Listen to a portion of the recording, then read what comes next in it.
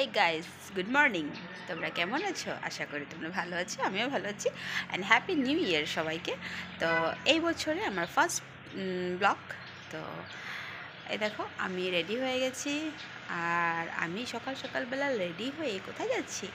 আমি রেডি হয়ে যাচ্ছি ডিফু। মানে আমার পাপা ফোন করেছে, হঠাৎ করে যেতে হবে ডিফুতে।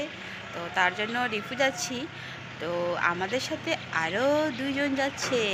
তো কারা কারা যাচ্ছে সেটাই তোমাদের সাথে শেয়ার করব, তোমরা দেখতে থাকো। গাইস দেখো, আমরা মার্কেটের থেকে বাসে উঠে গেছি।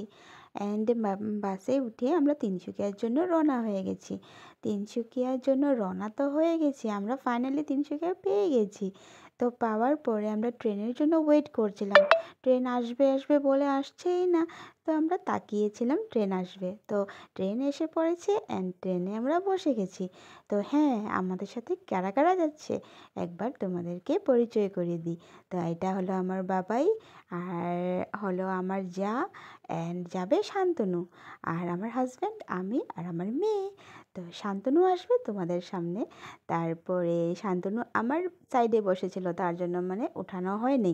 তারপর এই যে আসলো শান্তনু। তো যেতে যেতে আমরা গল্প করতে করতে কিভাবে আমরা ডিফু গিয়ে পেয়ে গেলাম ভাবতেই পারিনি। তো তারপরে ডিফু গিয়ে আমরা বোনের ঘরে চলে গেছি। তো মা তারও বোনের ঘরে এসে পড়েছিল। এই গাইস, ফাইনালি এসে পড়েছি বোনের বাড়িতে। তো বোনের বাড়িতে আসার পরে একটু বাজার গিয়েছিলাম, বাজার থেকে অল্প কেনাকাটা করেছি।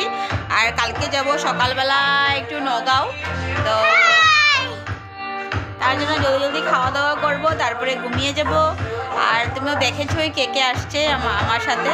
তো ঠিক আছে, আজকের জন্য এই ট্রাভেলিং ব্লগটা তোমাদের কেমন লেগেছে সেটা কমেন্টে জানাবে।